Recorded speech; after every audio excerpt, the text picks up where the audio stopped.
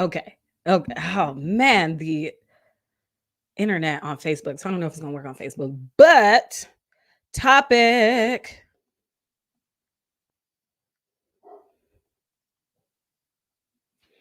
Why this red flag?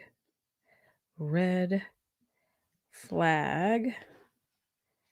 Red flag. Oops. There we go. Okay, so why this red flag challenge on Twitter?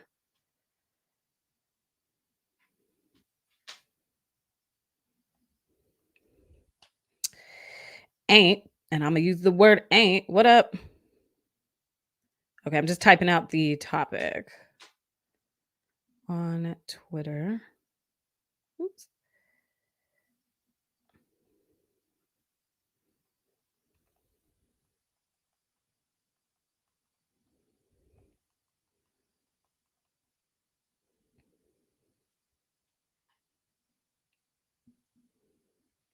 Okay.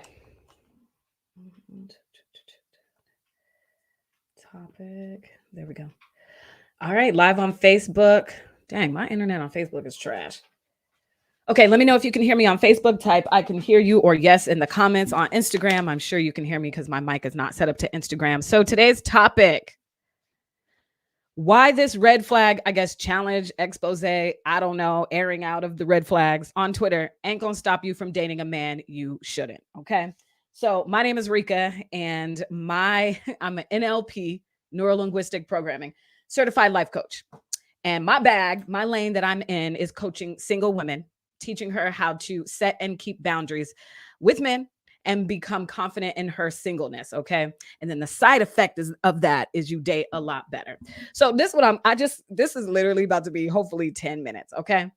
So I love that everybody's airing out red flags on Twitter. It's hilarious. It's fun to watch. But I came in here to tell you, my ideal client, that this airing out of the red flags is not going to stop you from dating a man you shouldn't. Here's the problem. Here's what I see.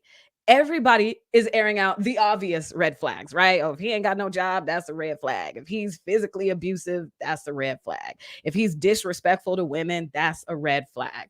But let me tell you this. Let me ask you this. What about the not so obvious red flags?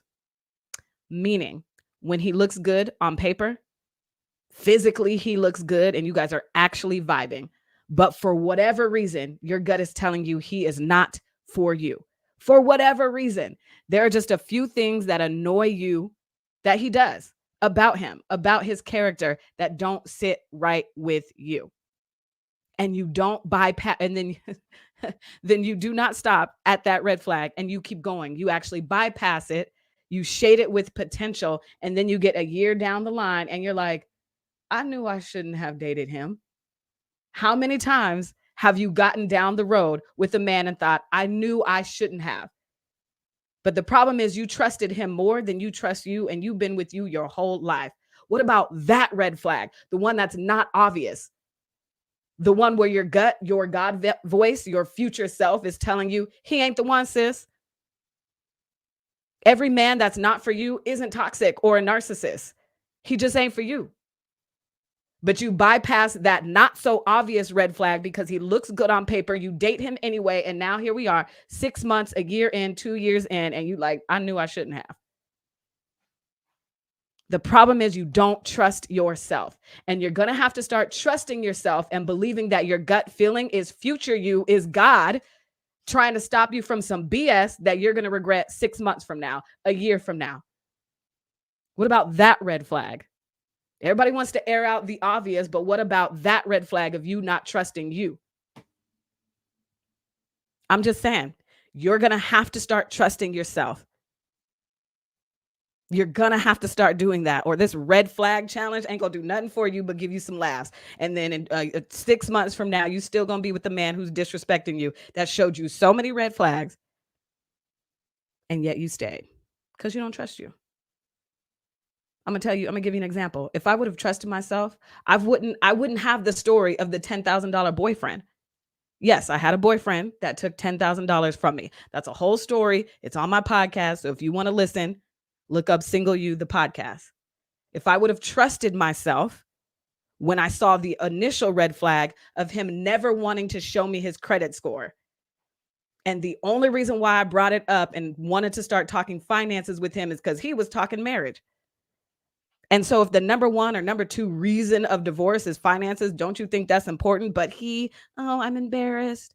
I don't want to show you. And I felt bad. I judged my gut feeling because I felt bad. Like, everybody doesn't have their life together like I do. So let me just give him some time. Da, da, da, da, da. Turn around 8 months later, he's taken $10,000 from me. That's the red flag that I shouldn't have passed up. But I felt on paper, he was good for me. And we were college sweethearts and I wanted it to work out. So I fell for the story. How about the red flags that are in you when you've fallen for stories that aren't even being presented to you? I'm just saying.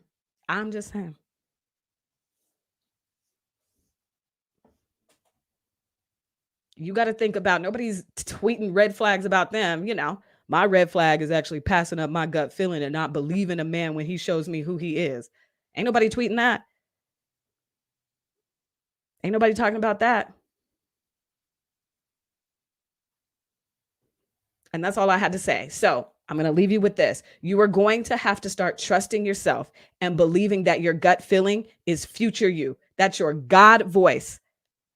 Without tangible evidence, you are going to have to set and keep a boundary and walk away from something. Believing and trusting yourself that you are saving yourself from some BS that you'll regret 6-8 months from now down the line. You're going to have to start trusting your gut without tangible evidence. Because how many times can you wake up, or how many times have you woken up 6 months, a year down the line with a guy and you're like, I knew I should not have done that. I should not have gotten this serious with him. Why did I pass up my gut feeling? And that's the red flag I want you to look out for. I'm out.